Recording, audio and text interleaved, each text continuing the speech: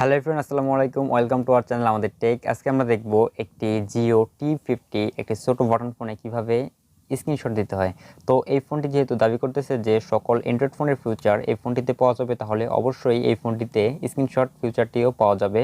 আমি যদিও অনেক ঝামেলার মধ্যে দিয়ে আমি বাজার থেকে বাসায় আসার সময় একদিন দেখলাম যে আমার ফোনে স্ক্রিনশট আর কি একটা ইমেজ হয়ে আছে। তারপর অনেক ঘাটাঘাটি করার পরে আমি অপশনটি পেয়েছি আর কি। এটি আমি ইন্টারনেট থেকে বা আমার এই ফোনটির যে একটা বই দেওয়া থাকে আর কি, ওই বইটি পড়ে পাইনি, এটি আমি নিজে নিজে পেয়েছি। ঠিক আছে, তো আজকে দেখিয়ে দেবো যে কীভাবে আপনারাও আপনাদের এই ছোট্ট স্মার্টফোনটিতে স্ক্রিনশট দিতে পারেন। অনেক সময় আমাদের প্রয়োজন হয় কথা বলার সময় যে একটা নাম্বার তুললেন, দেন ওইটা নোট করতে হবে। কেটে দেওয়ার সময় কিন্তু তাহলে তার কলটিও কেটে যাচ্ছে প্লাস নাম্বারটিও কেটে যাচ্ছে। তো সেই সময় যদি আমরা স্ক্রিনশট দিতে পারি তাহলে আমাদের জন্য অনেক ভালো হয়।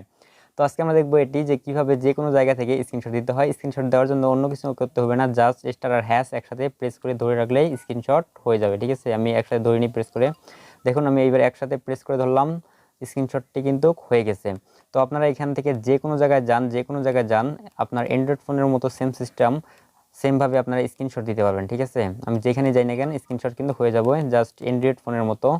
তো অ্যাকচুয়ালি এই স্ক্রিনশটগুলো আবার কীভাবে পাবো? তো এটি যেহেতু অ্যান্ড্রয়েড ফোনের মতো, তাহলে আপনি অ্যান্ড্রয়েড ফোনের মতোই আবারও আপনার গ্যালারিতে চলে যান অথবা ফাইল ম্যানেজারে চলে যান। ঠিক আছে, আমি ফাইল ম্যানেজারে গিয়ে দেখাচ্ছি।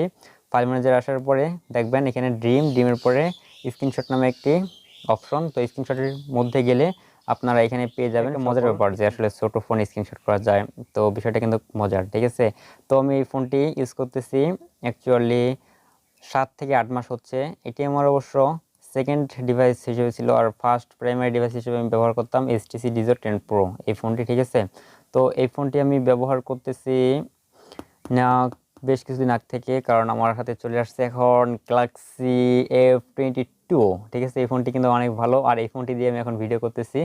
তো নেক্সট টাইম এই ফোনটির আমি ডিপ একটা রিভিউ দিব 7 থেকে 8 মাস ইউজের পরে আমার কেমন লাগতেছে, ফিলিংটা কি এই ফোনের প্রতি, যে আপনাদেরকে নেওয়া ঠিক হবে কি না এখন যদি আপনারা নিতে চান, অথবা T90। ঠিক আছে, তো আজকের মতো এই পর্যন্তই। যদি ভিডিওটি ভালো লাগে তাহলে ভিডিওতে একটা লাইক দিতে পারেন, আর কিছু না আর কি। তো ধন্যবাদ সবাইকে, আসসালামু আলাইকুম।